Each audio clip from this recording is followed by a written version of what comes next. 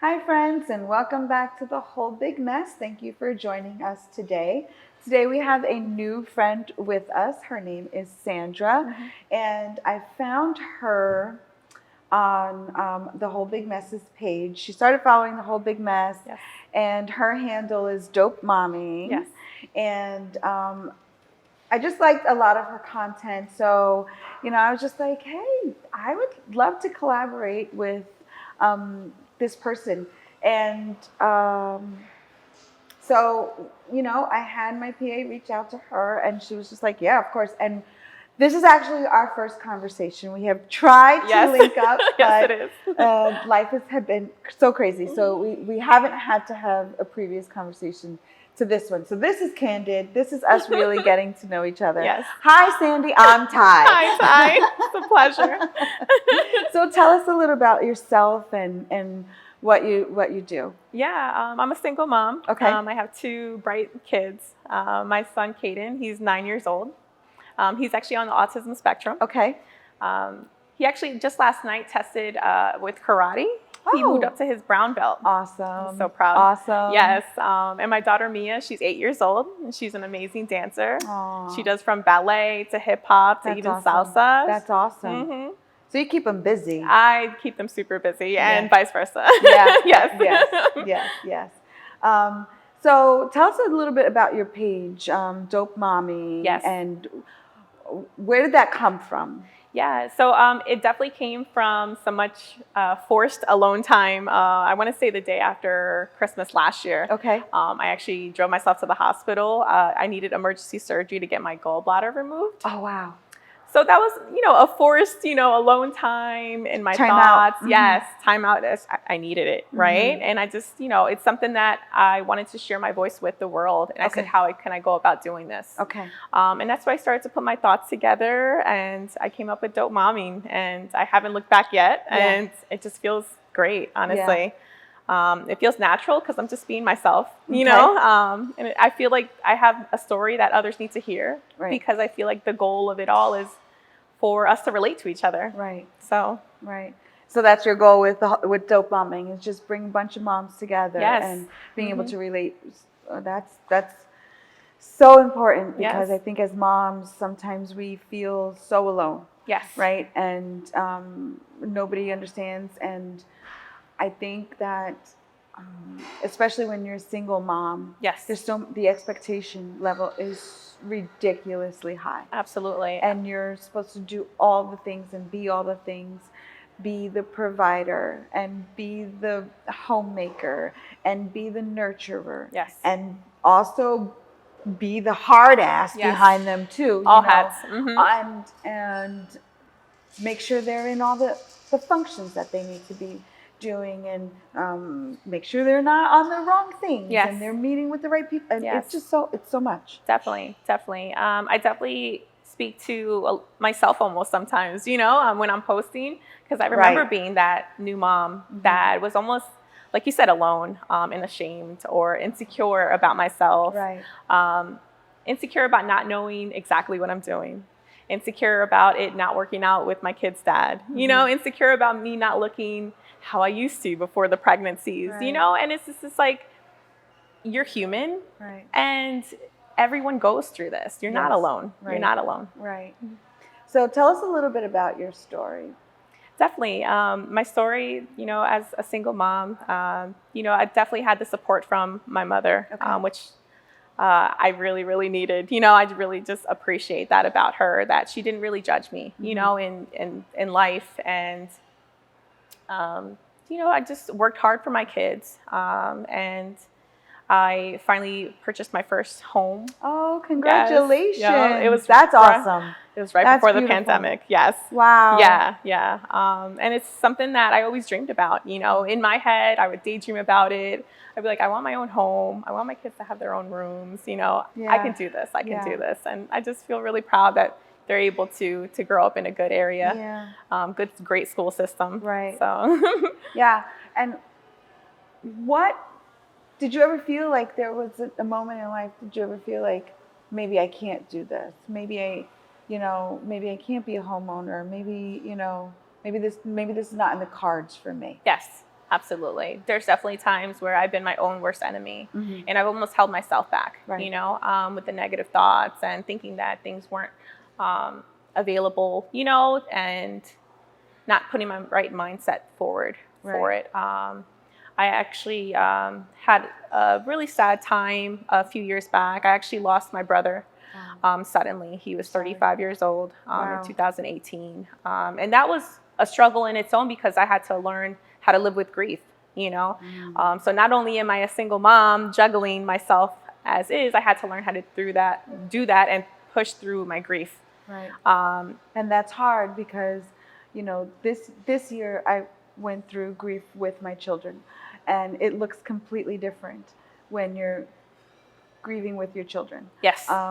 Because you have to be very careful about how you're navigating your grief in front of them. Yes. And you have to allow them to grieve. Yes. And then your children were very young at the time, so yes. having to explain that. Yes, Tell it's me tough. about that. It's tough. You know, it's kind of like you had to explain it to them in a way that they actually understood. Mm-hmm. You know, to them, they had to understand that their uncle wasn't coming back home. Mm-hmm. You know, and I was really hard on them. And they're young, but they're so smart. Yes. They realize more than you think, you right. know, and it's more about focusing on the happier memories that they had with their uncle for me.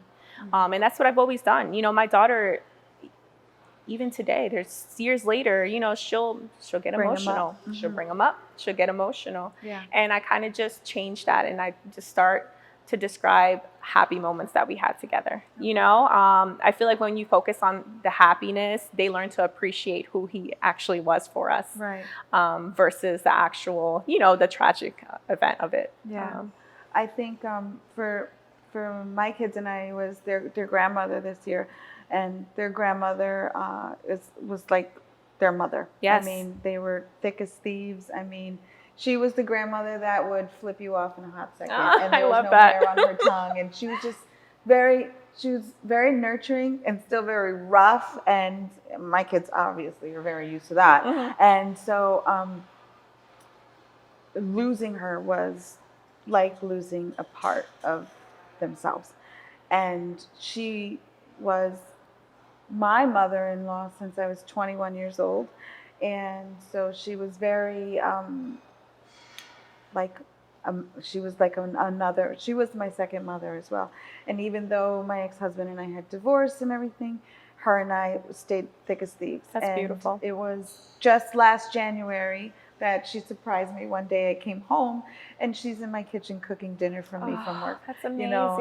And so this was the relationship that we had. I'm still grieving. But while this was happening, I couldn't grieve. I understand. And my grief me expressing it came later because I had to deal with them first. Yes, yes.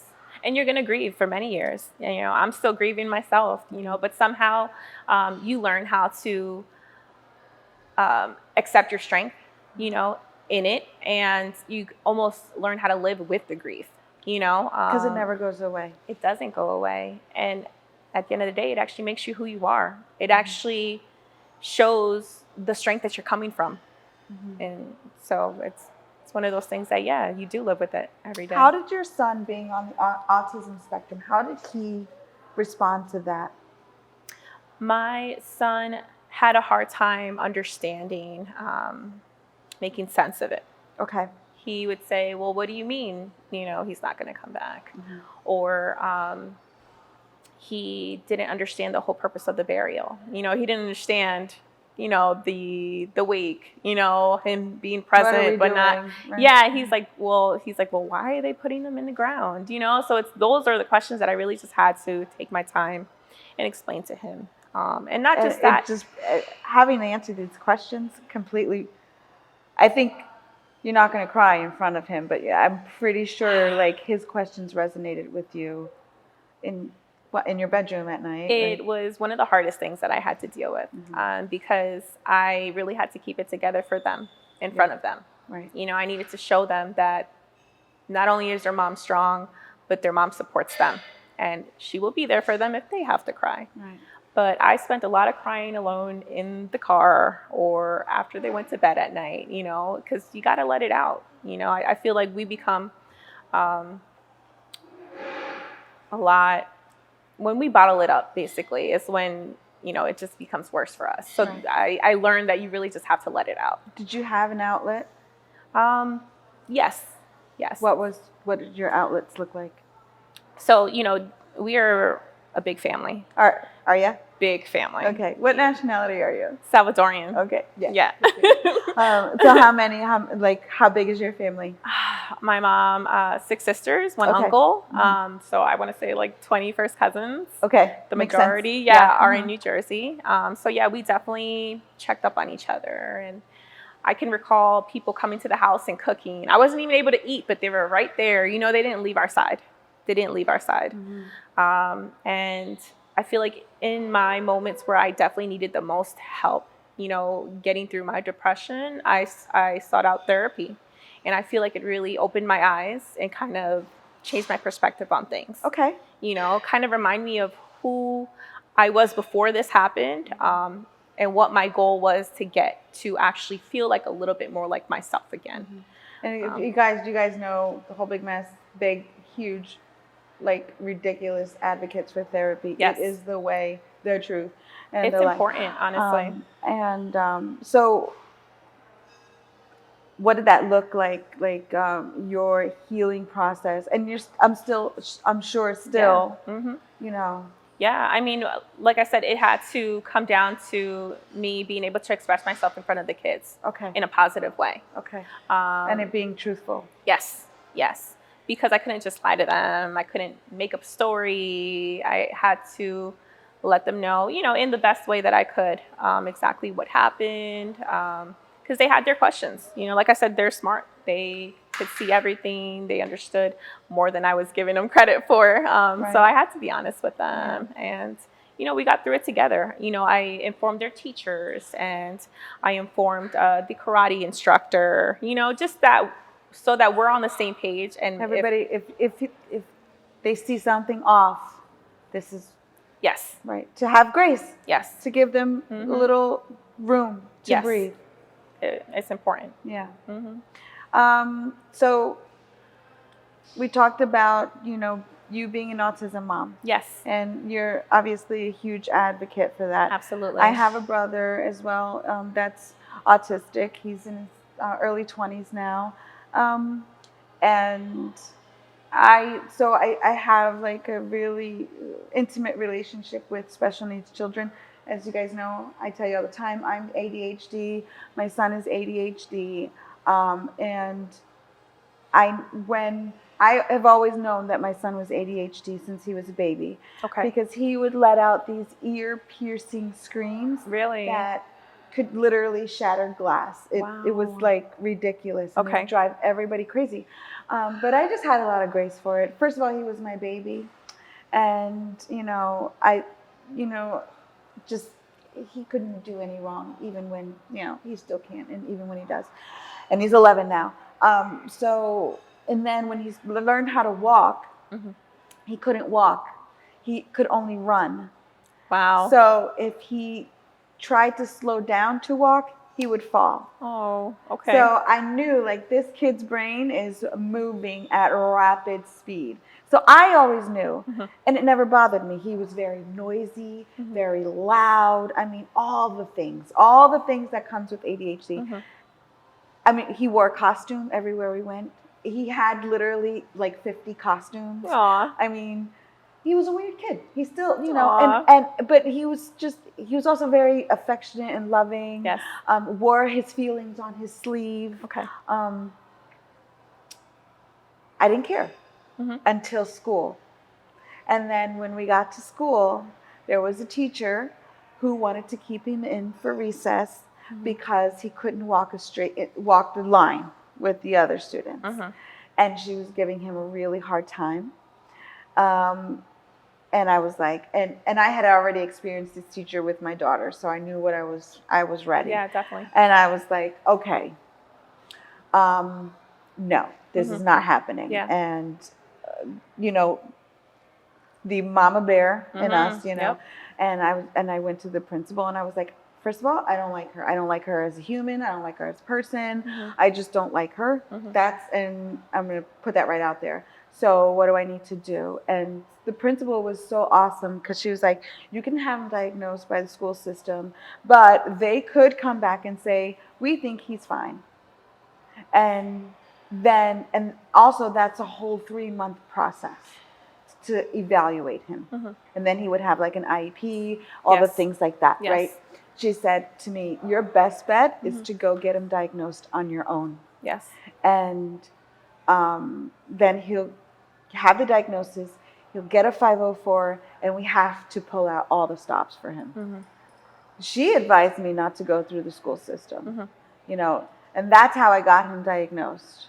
So what's your story? What were some of the things that you saw with your son? At an early age, my son was always very active, but he was a late walker. And I had his sister, you know, they're really close in age. Okay. So I was 8 months pregnant and still carrying my son, you know, because he just didn't want to walk. Okay. So he's definitely a late walker, and a late, I don't want to say talker, because he was 1 year old and he knew his alphabet and the colors and even shapes, but he couldn't communicate to me and say, Mommy, I want milk.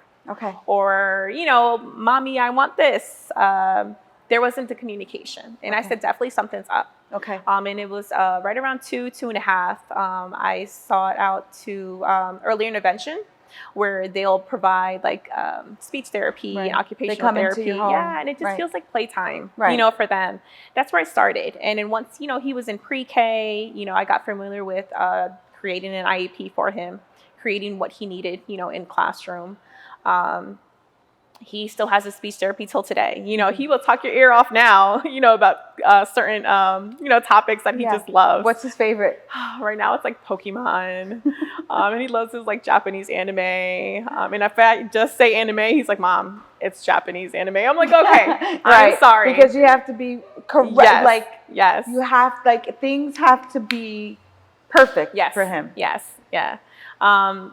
But he still has, you know, speech therapy, because what I'm seeing in him now is that, yes, he's able to express himself now, but he's having trouble expressing his emotions. Expressing his emotion, and he's considered high functioning on the spectrum. So social activities is always a difficulty, like, for him. So I'm definitely, you know, that mom that is right there with him. And especially with the IEPs, you know, with the teachers, I'm like, here's his IEP. I don't even need to read it because I know it by heart, you know, and they're like, okay, we're dealing with that kind of a mom, you know, so I check up on him and I just make sure that he's getting the support that he needs, you know. Right now we're struggling because, I wouldn't say struggling, but it's just a new obstacle, right? Because, you know, kids are older in 4th grade and they realize that, they become mean, or you start to realize that, I want to just hang out with this group of friends. You know, all of a sudden there's cliques and my son's still trying to find his, you know, so I'm just always trying to help him in that way. And he comes back home and he'll tell me about something that happened on the playground. And we'll talk about it, you know, and I'll give him examples of how he can handle it. And I'm in constant contact with his teachers just to give him the support that he needs throughout this all. It can be overwhelming as a mom, right? It is. I think, I know there are a lot of moms who are not as involved because it's too overwhelming and it's too many things. It's just, you know, I just let the doctor do what the doctor and the school do what it's, you know. But that extra involvement is difficult. What do you say towards a mom who's just like overwhelmed with this? To definitely, you're not alone. You know, you're not alone at all. And there's definitely ways to go about it. When he was first diagnosed, it was through the school system. And I don't really want to sound so negative, but they literally just handed me like poor photocopied papers. And they're like, yeah, we think he has autism. Here you go. It's like, really? That's it? Like, there's nothing else that you have to provide as far as insight or direction for me. Right. So I had to create that on my own. My mother being bilingual, I bought her a Spanish book about autism and about high functioning, just so she had a better understanding of it. Of how yeah, because I think a lot of times a lot of old school people, well, you should behave this way, and that's it. Yeah. And it's not. Yeah, and it's like you said, it's something that they're so used to. So that was a struggle in myself. In the beginning, I feel like over time, I just became louder and louder to the point where now I'm unapologetic when I speak about my son and what he needs and how he should be perceived. Like what support he deserves, really. And like I said, I have a big family. He has a lot of cousins that he adores playing with, but sometimes I just need to step in and say, hey, Caden's feeling left out. Maybe you guys need to re-explain the game one more time, just so he can get the rules and you guys can be about your way and play again. And they'll think about it and they'll be like, okay, they're really supportive. They're really good kids. That inclusion. Yes, because that's what matters, really. Because people don't understand. People don't understand, and you can't hold that against them. Agreed. Are you involved in any support group, or have you ever been in a support group? I have in the previous school district. Okay. Especially with bilingual moms, Spanish-speaking mothers that also had the district diagnosis. Excuse me, I'm gonna. Of course. So sorry. Yeah. One of the things my mother has not done is, and now he's an adult, is not have a support group. And I think that would have made the world of difference for her. What do you think about support groups? I think it's important, especially when you're stuck in a situation where you really don't know where to turn. You don't know what should be the next step. What should I know going into this IEP meeting that I've never been to before? I think it's important. Yeah. Where do you get your information on what you have to look forward in the future? Like, how do you? I definitely, I pick up books, I might not read all of them in full. Like, I really need to just see if it's the book for me. Right. So I'll start numerous books and I find one and I'll just stick to it. And then that's what I'll read, through and through. And, online, as far as other moms and social media, we're not alone in this. There's so many other kids, there's so many other cases where there's enough support to go around. Yeah. Do you feel like if you could change it, if you could not have your son be autistic, do you ever feel like you would take it away, or is it kind of a gift? I think it's a gift. Yeah. My son is truly intelligent and truly amazing, and I feel like this is a part of him. Yeah. So I wouldn't want to change him for the world. Yeah. What do you find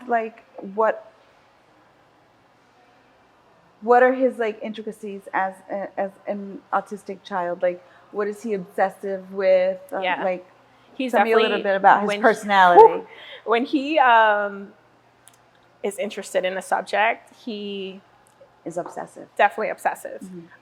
For instance, last year it was primates and monkeys. He learned all of them. And I'm not exaggerating. He learned all of them. He would just come up to me. He'd be like, "Mom, guess what?" And he'll just tell me a new fact. So what I did was started to buy him books so that he can read. And there's an example that I want to share with you of my stepmom. She travels back and forth to Costa Rica. She's Costa Rican, but she'll live out there for some time and she'll come out here.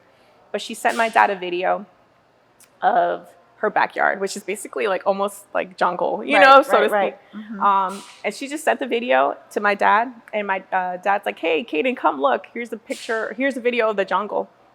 And Caden looks at it, and he's just like, "Oh, that's a gibbon making a noise." He knew exactly what monkey was making that noise, and he's like, he told me what they eat. He told me where else you could find them in the world. He's definitely, yeah. And he gets like that with everything, The next subject that he got into was Pokemon. And there's so many Pokemon that it's hard to keep up, but he knows them all, And right now, I told you his Japanese anime. So right now he's into reading the books and watching, the cartoons. It's something, he's a kid. He's a bright kid. Yeah. I think, as as time goes on and we're learning more and more about these people that literally changed the world, Yes. they were all on the spectrum. Yes. Yes. You have to be, I always say you have to be a little crazy to change the world. I agree with that. They were all on the spectrum. Mm-hmm. Like literally, it's crazy. Yep. I mean, it's pretty cool. Yes. Because these children are super intelligent. They are. And I always say, when I talk about my ADHD, I always say it's a gift. Yes. I love it. I love it. I love it. I used to feel like it was a blessing and a curse. To me, it's just a blessing. And I always try to tell my son the same thing. Babe, our brains, they work differently, but they work amazingly. And they're beautiful. And we could do all these amazing things. And we're tuned into all these. And we're interested in all these. But it makes us very interesting people. Yes, it does. So, I feel like it's so important to talk to my kid about being real about what our diagnosis is, just because I want you to embrace it. I don't want you to feel shame. Agreed. Because there are really amazing things that we could do. Yes, I agree.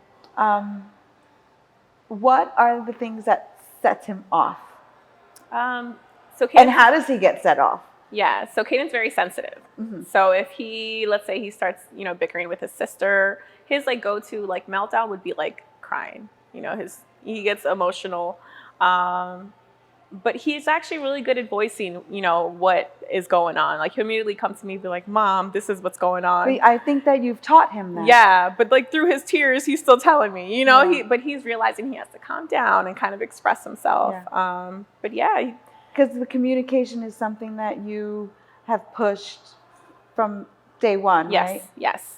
Because like I said, we had to learn, it was a late start almost, and I want him to be comfortable in expressing himself to me. Right. Even when, for instance, I got a call from his teacher, and he felt left out at a Foursquare. And I told him, I said, Bud, I understood that you felt left out, but it's actually only a game for 4 kids. You know what Mommy did when she was younger? She sat, on the side, and I just waited my turn. And I even cheered my friends on. And things like that, it's just you're right, Mom. He just kind of, he's understanding that he can go about things a different way. And that's very difficult for autistic children. Yes, it is. It's very difficult for them to communicate their emotions and to process them rationally. And I do know that. So yes. The fact that your son is doing these things, that's a huge testament to you as his mom and his advocate, and how you're teaching him to work with his diagnosis. Yes. Because just because this is the way they say you are, and this is the way they say you're going to behave, we still have, room to grow there. Absolutely. And we can turn it into whatever we want it to. Absolutely. If we're nurturing it, And so the fact that he is communicating his feelings is a lot. I feel like a lot of times the meltdowns are just, there's no coming back from a meltdown. Because that's where the meltdowns stemmed from in the beginning, was where he couldn't communicate himself. He couldn't say, this is bothering me because of this reason. He had to cry it out first. So now he pushes through those tears. Yeah. And he tells me what's going on. I even had a conversation with my brother, a couple months ago, where I said to him, when he gets anxiety, he gets aggressive. Okay. And so you can see it turning on. And so one day, and he's pretty much, his verbal skills is like that of a 2-year-old. Okay. And I had to talk, one day I got to the house and he was like, come with me, in the way that he speaks, he was like, come with me to the deck. So he was like, I want you to sit down. And he wanted to have a conversation with me. And he told me about how he had done a bad thing and it got aggressive with my brother or whatever. And I was like, yeah, I heard about it.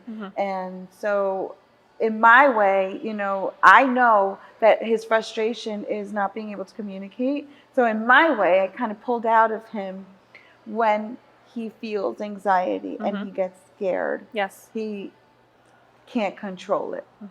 And he gets scared, and that's why he behaves that way. So it's very difficult for them to be able to communicate their feelings. It is. It is. And I think, again, I think that's a huge testament to you as a mom, and seeing it early and capturing that early, to teach that early, because it's very hard to teach that in the back end. It is. It is. And we're learning as we go as well. Mm-hmm. You know, like I said, I'm adapting to him. He's growing as a child. He's not a toddler anymore. Mm-hmm. You know, we're growing together. You know, my goal is just to support him as best as I can. Yeah. And his sister is such a great help. You know, she knows very well. They both know, you know, it's okay to be different. And they will repeat that verbatim. It's okay to be different, and everyone needs a friend. Yeah. You know, so she understands to always include him. You know, there was like a post that I shared on Dope Momming that I was just observing them on the playground, right? And immediately Mia sees her friends, and they start to gather around. And my son is just by himself over by the monkey bars, and they start to create a game of tag. So they start making teams, and she's like, "Just wait." She calls all the way across the playground. She's like, "Kaden," She made sure. you know, and then she just tells her friends, "My brother's playing too," you know. So it's just like she's his advocate. Yes, But yes. she learned that from you. Yes. That's awesome. Mm-hmm. That's really awesome. Yeah. What do you say to these moms who, because again, you're a single mom Mm-hmm. handling all of this. Yeah. That's a lot. Yes. It's a lot. Yes. What do you say to these other moms, like, that are going through these things and are feeling very lonely? Yeah. I would just say take everything, you know, one day at a time. Mm-hmm. I think my best friend is my calendar. I literally Mine too. I literally keep my life organized with my calendar, Mm-hmm. and just take it one day at a time. And don't.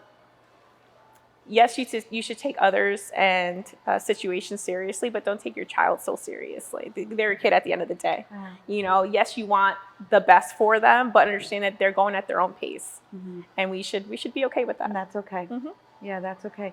Because I feel like we've gone at our own pace. Yes. Right? Yes. I mean, like, there are things that we're still discovering Absolutely. about ourselves Mm-hmm. as adults, as adult women, Mm-hmm. you know. So to, I guess, put that pressure of having to have it all figured out is kind of ignorant. Agreed. Yeah. Agreed. Is there anything that you would like to share with the whole big mess in the audience today? Anything specific? This was your last platform, and the last thing you got to say to anybody, what would that be? I would definitely say that it's okay to not be perfect. And there's so many other women with similar stories and situations. To be confident in yourself and realize that you are so much stronger than you think. Own it. That's awesome. So tell us where we can find you and all the things that you're doing. I am on Instagram. You can find me at Dope Momming. I am also on Facebook. And soon, hopefully, I will get my website out there. You know, I got a lot of things in store. Yeah. You know, a lot of ideas that I'm putting together Yeah. for Dope Momming. Yeah. But that's definitely where you could find me now. And is your goal just to be a resource? A resource. And who knows, you know, I would love to put some merchandise out there and just definitely connect with other women, like-minded, you know, and be able to root for others, you know. I think that's so important as women. Yeah. Right? Being able to root for others. Yes, clap for each other, Yeah. you know. Because there's room for all of us. Absolutely, And absolutely. you know, one of the things that I noticed today is, like, we were with all the girls that I've connected with, all the women. I won't say girls because we're not girls. Agreed. With all the women that we've connected with, there's just a similar platform that we want to really empower each other. Yes. And what life looks like at different stages with different things. And even though your life may look a little different than mine, there's still a way that we can encourage each other. Absolutely. Right? Absolutely. I agree. So I think I would still, you know, when you are really trying to get your message out there. Mm-hmm. I definitely want you to keep us posted because we want to, collaborate with you. And, we have just released this swag box. But our goal with the swag box is also to be putting merchandise in there from the other the partners, the people That's that awesome. we're collaborating with. That's awesome. So definitely when you have your, she really has some great posts. I really, it looks good. Aww. It looks good. Thank you so much. It looks, her branding looks so good. Is that all your own? Yes. Yeah. See? Yeah. Sometimes you just got it. So definitely keep us posted, and we're definitely going to put out your handle and everything, and That's get your awesome. website up.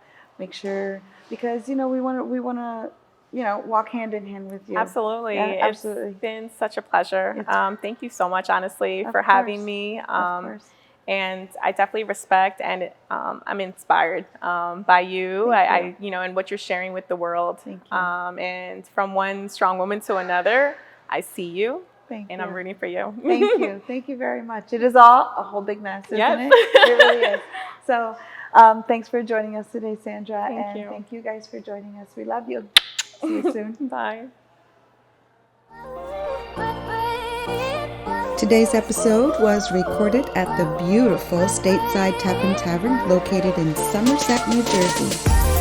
To visit or to book your event, visit statesideTappanTavern.com.